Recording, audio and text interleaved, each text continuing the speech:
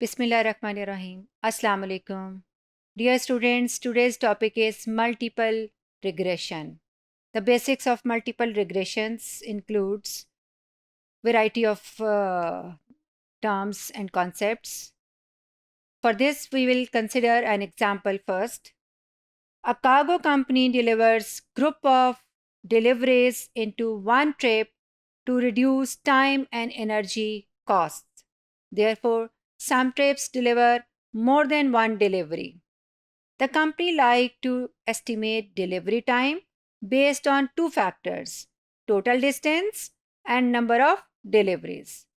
यानी किसी भी कार्गो कंपनी जो आपको डोर टू डोर आपको पार्सल्स प्रोवाइड करती है, होम डिलीवरी देती है, वो आपको जब सर्विस दे रही है तो वो एक ही वक्त में ज़्यादा पार्सल्स लेके आ रही होती है, और जितने ज़्यादा पार्सल्स लेके आ रही होती है उतना ज़्यादा ही उसका डिलीवरी टाइम जो है वो एक्सटेंड हो जाता है।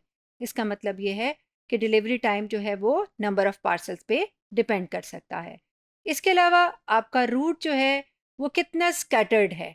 अगर सेम रूट पे डिफरेंट हाउसेस आ रहे हैं, एक ही रूट पे आएंगे तो डिस्टेंस जितना कवर होगा साथ साथ ही वो डिलीवरी भी चलती जाएगी। लेकिन एक डायरेक्शन में अगर एक घर है और दूसरी डायरेक्शन में दूसरा घर, तो रूट के डिफरेंट होने से, डिस्टेंस के डिफरेंट होने से, ज़्यादा बढ़ जाने से आपका डिलीवरी टाइम जो है वो इफ़ेक्ट हो सकता है। तो इसलिए आपका जो टोटल डिस्टेंस है, जो डिफरेंट डायरेक्शंस में जाने के बाद और फाइनली आप तक जो पहुंच रहे हैं, वो आपका इफ़ेक्ट होता है, इफ़ेक्ट करता है। और दूसरा आपका नंबर ऑफ़ डिलीवरीज़ के कितने आपने उसमें पार्सल्स डिलीवर किए हैं, ये इफ़ेक्ट होते हैं। तो इसके लिए आपके पास जो डेटा सेट दिया हुआ है वो आप देखिए 3 कॉलम्स में है, जिसमें पहला कॉलम है आपका x1 माइल्स ट्रेवल, दूसरा है आपका number of deliveries x2 and travel time hours y, ये आपका थर्ड कॉलम है। तो 10 सैंपल्स आपको दिए हुए हैं और ये 3 टाइप्स के वेरिएबल्स आपको गिवन है। अगर आप देखें कि ट्रैवल टाइम जो है इसमें डिपेंडेंट वेरिएबल है, ट्रैवल टाइम यही डिपेंड कर रहा है बाकी दोनों फैक्टर्स पर। ठीक है, ये भी आपका ये फैक्टर 1 हो जाएगा और दूसरा जो है वो आपका फैक्टर 2 हो जाएगा। ये दोनों आपके इंडिपेंडेंट वेरिएबल्स हैं। तो मल्टीपल रिग्रेशन को स्टडी करने से पहले हम देखते हैं कि सिंपल लीनियर रिग्रेशन में क्या था कि एक इंडिपेंडेंट वेरिएबल था और एक डिपेंडेंट वेरिएबल था। तो उनका जो रिलेशनशिप है सिंगल इंडिपेंडेंट वेरिएबल का डिपेंडेंट वेरिएबल के साथ, उसे सिंपल लीनियर रिग्रेशन कह रहे थे। लेकिन जब ये इंडिपेंडेंट वेरिएबल जब ज़्यादा इंडिपेंडेंट वेरिएबल्स में कन्वर्ट हो जाएगा, देखिए यहाँ पर ये रिलेशनशिप आपके पास एक वेरिएबल इंडिपेंडेंट वेरिएबल है, जबकि अब नेक्स्ट आप देखिए कि 4 इंडिपेंडेंट वेरिएबल्स हैं और डिपेंडेंट वेरिएबल को इफ़ेक्ट कर रहे हैं। ठीक है जी, और ये सब इनके रिलेशनशिप हैं, यानी चारों के चारों आपके डिपेंडेंट वेरिएबल को इफ़ेक्ट कर रहे हैं। तो ये अब आपका मल्टीपल रिग्रेशन का सिनेरियो है। तो जब भी आपके वेरिएबल एक से ज़्यादा हो जाए, चाहे वो दो ही क्यों ना हो जाए, 2 और more than 2 variables are involve in multiple regression. Multiple regression, adding more independent variables to a multiple regression produce procedure does not mean that it will be better fit and give better predictions. ठीक है जी, यानी आपका जब भी independent variable का count बढ़ता जाएगा तो इसका कतई ये मतलब नहीं है कि अब आपकी प्रिडिक्शन ज़्यादा रिलायबल हो गई हैं, ज़्यादा आपकी ऑब्जर्व वैल्यू के क्लोज़र हो गई हैं, रेजिड्यूल कम हो गए हैं, एरर कम हो गया है, ऐसा नहीं है। जैसे जैसे इंडिपेंडेंट वेरिएबल्स बढ़ते जाते हैं उनकी वेरिएशन भी इन्वॉल्व हो जाती है, तो उनकी अपनी वेरिएशन के इन्वॉल्व होने से आपकी जो प्रिडिक्शन है वो इफ़ेक्ट होती है। This is called overfitting. तो हमें वही वेरिएबल अपने मॉडल में शामिल करने हैं जो एक्चुअली उसको इफ़ेक्ट कर पा रहे हैं, डिपेंडेंट वेरिएबल को। जो सिर्फ थोड़ा सा इफ़ेक्ट कर रहे हैं और उसको हम मॉडल में सिर्फ इसलिए शामिल कर लें कि इसका कोई इफ़ेक्ट तो होगा ही, तो उसकी वजह से क्या होगा, ओवरफिटिंग हो जाएगी और प्रेडिक्शंस ज़्यादा रिलायबल नहीं आएंगी। दूसरा है, so not only independent variables are related to dependent variable but they are also potentially related to each other. This is called multicollinearity. यानी कि दो इंडिपेंडेंट वेरिएबल अगर आपस में रिलेट करेंगे तो उनके अंदर भी कोरिलेशन एग्जिस्ट करेगी, मल्टीकोलिनियरिटी एग्जिस्ट करेगी, और ये एक बहुत बड़ा ड्रॉबैक है। यानी दोनों वेरिएबल्स अगर आपस में रिलेटेड हैं, दोनों इंडिपेंडेंट वेरिएबल्स, और दोनों इंडिपेंडेंट वेरिएबल जब डिपेंडेंट वेरिएबल को इफेक्ट कर रहे हैं तो उनमें से एक वेरिएबल जो है उसको हमें छोड़ना पड़ेगा, क्योंकि दोनों ही एक जैसा इफेक्ट रख रहे हैं, एक जैसा ही डिपेंडेंट वेरिएबल को इफेक्ट कर रहे हैं, तो फिर दोनों वेरिएबल को मॉडल में शामिल करने की कोई वजह नहीं रह जाती। तो इसलिए आपको क्या करना होगा कि इंडिपेंडेंट वेरिएबल्स की स्टडी भी करनी होगी कि दो इंडिपेंडेंट वेरिएबल्स जो आप मॉडल में शामिल करने जा रहे हैं उन दोनों के दरमियान में भी कोरिलेशन एग्जिस्ट करती है कि नहीं। अगर नहीं एग्जिस्ट करती तो इसका मतलब है कि दोनों की अपनी अपनी सिग्निफिकेंस है, दोनों को मॉडल में शामिल करना वैल्यूएबल है। लेकिन जब दोनों वेरिएबल्स आपस में रिलेटेड होंगे तो इसका मतलब है कि उनमें से एक को भी अगर रख लिया जाए तो भी आपका मॉडल जो है वो बेहतर परफॉर्म कर सकता है। The independent variable must be correlated with dependent variable but not with each other. ठीक है जी, यानी कि आपकी कोरिलेशन एग्जिस्ट करनी चाहिए लेकिन डिपेंडेंट के साथ, इंडिपेंडेंट की डिपेंडेंट के साथ कोरिलेशन एग्जिस्ट करनी चाहिए लेकिन डिपेंडेंट की आपस में एग्जिस्ट नहीं करनी चाहिए। ठीक है जी, ये रिलेशनशिप्स को देखिए कि अभी जो हम एग्जाम्पल देख रहे थे जिसमें 3 वेरिएबल्स दिए हुए थे, एक आपके पास वेरिएबल था उसमें डिलीवरी टाइम, ठीक है जी, ट्रैवल टाइम, और आपके पास नंबर ऑफ डिलीवरीज, जिसमें जो ट्रैवल टाइम है वो आपका डिपेंडेंट वेरिएबल है, माइल्स ट्रैवल आपका इंडिपेंडेंट वेरिएबल है, और नंबर ऑफ डिलीवरीज ये भी आपका इंडिपेंडेंट वेरिएबल्स है। जब ये दोनों वेरिएबल्स डिपेंडेंट वेरिएबल के साथ रिलेशनशिप में है, जो कि आपके सामने 2 लाइंस में शो हो रहा है, तो इसका मतलब है कि यहाँ पे कोरिलेशन एग्जिस्ट करनी चाहिए। x1 x2 दोनों को इंडिविजुअली y वेरिएबल के साथ कोरिलेटेड होना चाहिए। लेकिन इसके साथ साथ आप देखिए एक और एरर आपको यहाँ पर शो हो रहा है वर्टिकली, जो कि x1 और x2 के बिटवीन है। यानी कि x1 और x2 जो दो इंडिपेंडेंट वेरिएबल्स हैं इनमें कोरिलेशन एग्जिस्ट अगर कर रही है तो फिर कौन सा सिनेरियो है ये मल्टीकोलिनियरिटी का। तो ऐसा नहीं होना चाहिए, फिर इस सूरत में आपको एक इंडिपेंडेंट वेरिएबल को एक्सक्लूड करना पड़ेगा अपने मॉडल से। ठीक है जी, अगर हमारे पास इंडिपेंडेंट वेरिएबल्स, एक हम सिनेरियो देखते हैं कि इंडिपेंडेंट वेरिएबल्स अगर बढ़ जाते हैं, 2 से 4 हो गए हैं। अब 2 से जब 4 हो गए तो चारों इंडिपेंडेंट वेरिएबल्स जब आपके डिपेंडेंट वेरिएबल के साथ रिलेशनशिप में होंगे तो इसका मतलब ये 4 कोरिलेशन तो एग्जिस्ट करनी चाहिए। पहला variable independent variable with dependent, दूसरा इंडिपेंडेंट वेरिएबल विद डिपेंडेंट, तीसरा independent variable with dependent, and fourth independent variable with dependent. इन चारों कोरिलेशन को हायर साइड पे होना चाहिए, यानी कि 0.9, 0.8 या 1 के क्लोजर होना चाहिए।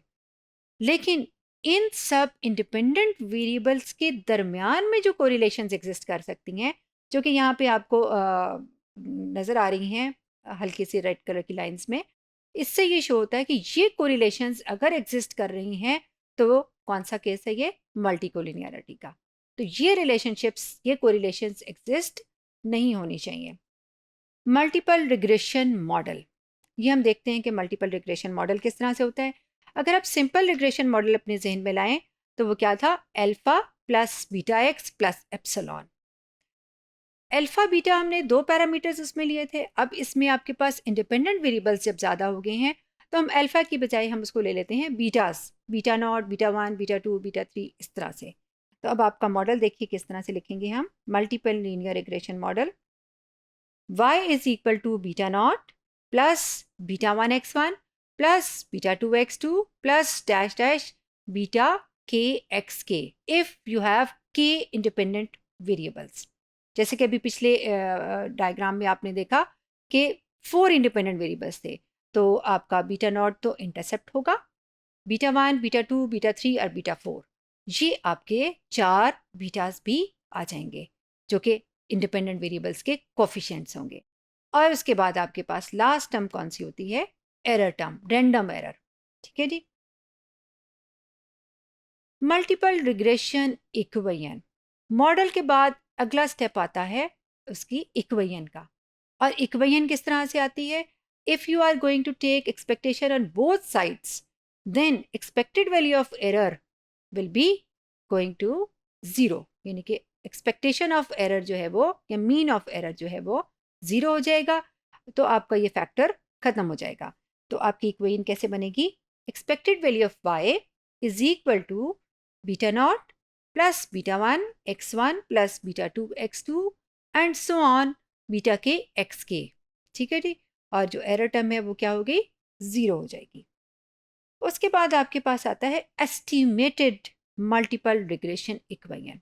पहले मॉडल, फिर आपकी उसकी इक्वेशन और फिर एस्टिमेटेड इक्वेशन। एस्टिमेटेड इक्वेशन क्या होती है? जिसमें इन बीटास की वैल्यूज़ को एस्टिमेट करके थ्रू सैंपल एस्टिमेट करके आप लिखते हो।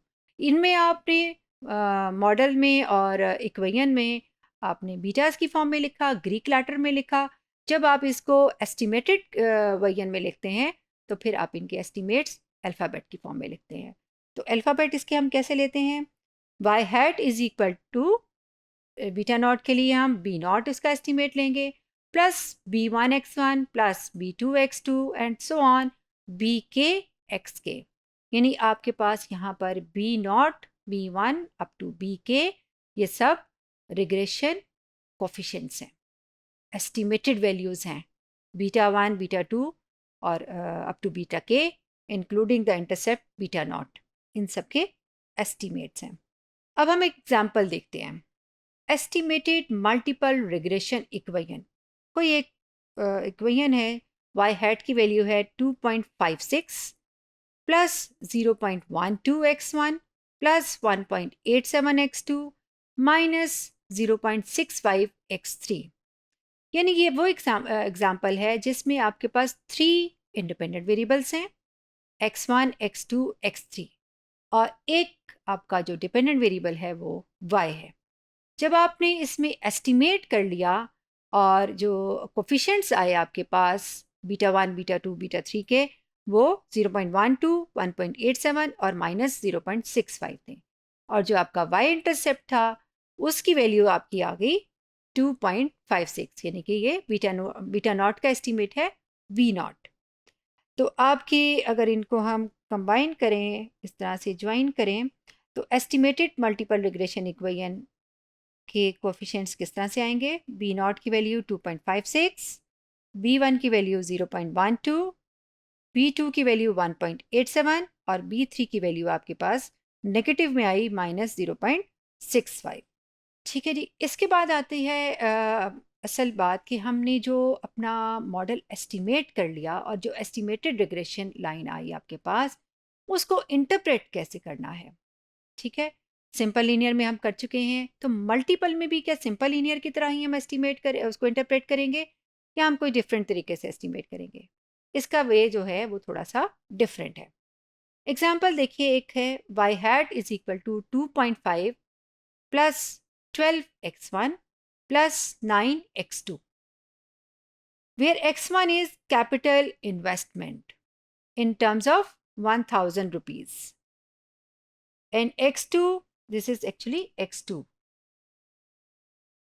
is market expenses in terms of 1000 rupees and y hat is expected sales which is in 1000 rupees. ठीक है जी। अब आपका x1 जो है वो क्या है? Market expenses. अगर मार्केट एक्सपेंसेस हम इसमें 1 रख देते हैं, ठीक है, तो ये इन टर्म्स ऑफ 1000 है, यानी कि इसका मतलब ये थाउजेंड्स वैल्यूज होंगी। तो थाउजेंड्स को 12 से मल्टीप्लाई किया तो कितना आ गया? 12,000। यानी कि एक यूनिट x1 का इंक्रीज होने से 12,000 इंक्रीज किस में आएगा? y हैट में। expected value of y will be increased if single unit of x1 will be increased. ठीक है, 12,000 value will be increased in y hat. So in multiple regression, each coefficient is interpreted as estimated change in y corresponding to 1 unit change in a variable when all other variables are kept constant. जब हम x1 और y hat की बात कर रहे हैं तो इसको हमने कंसिडर करना है एज अ कांस्टेंट. इसके बारे में हमने कोई बात नहीं करनी ना, इसको हमने चेंज करना है. जब हम इसको x2 को और y हैट को कंसिडर कर रहे हैं तो उस सूरत में हम x2 को x1 को कांस्टेंट समझ लेंगे. ठीक है, यानी कि आपने जिन दो वेरिएबल्स को डिपेंडेंट वेरिएबल और एक इंडिपेंडेंट वेरिएबल को इंटरप्रेट कर रहे होंगे तो जो बाकी जितने भी उस मॉडल में और उस एस्टिमेटेड लाइन में वेरिएबल्स होंगे उन सब इंडिपेंडेंट वेरिएबल्स को आपने कांस्टेंट कंसिडर करना है. ठीक है, इसी तरह से अगर हम इसमें कंसिडर करें कि आपके पास ये वैल्यू है x2 की वैल्यू, अगर एक इंक्रीज हुआ x2 में तो इसका मतलब है 1000 का इंक्रीज आया, तो 9000 will be added in the estimated value of y, which is the expected sales. यानी expected sales increase हो जाएंगी for unit increase in x2 is market expenses. यानी मार्केट एक्सपेंसेस अगर एक यूनिट इंक्रीज होती हैं तो सेल्स कितनी इंक्रीज हो जाएंगी, 9000 इंक्रीज हो जाएंगी. ठीक है, और keeping the other variable as constant. और अगर एक वेरिएबल हमारा x1 का इंक्रीज हुआ है एक यूनिट तो फिर 12000 इंक्रीज होंगी सेल्स. ठीक है, और जबकि x2 जो है वो उस सूरत में कांस्टेंट रखा जाएगा. हम देखते हैं कि आज के लेक्चर में हमने किन किन पॉइंट्स को कवर किया है. Multiple regression is an extension of the simple linear regression. Simple linear में एक इंडिपेंडेंट वेरिएबल होता है, मल्टीपल में दो या दो से ज़्यादा इंडिपेंडेंट वेरिएबल्स होते हैं. ठीक है जी, और जो आपका डिपेंडेंट वेरिएबल है वो आपका y होता है. टू प्रॉब्लम में अकर, तो दो प्रॉब्लम्स कौन सी अकर कर सकती हैं, ओवरफिटिंग एंड मल्टीकोलिनियरिटी. ठीक है जी, पहला है जी ओवरफिटिंग का और मल्टीकोलिनियरिटी का. In multiple regression, each coefficient is interpreted as the estimated change in y corresponding to 1 unit change in a variable x, x1 or x2 when all other variables are kept constant.